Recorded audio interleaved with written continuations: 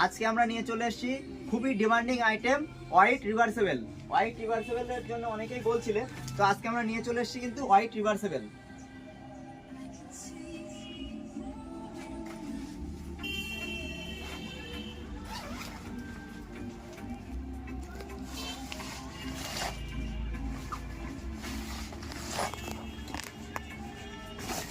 আমি টোটালটা উল্টো করেই করলাম।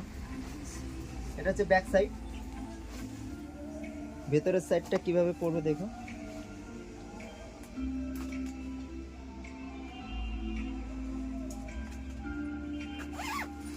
এটা কিন্তু ভেতরের সাইড,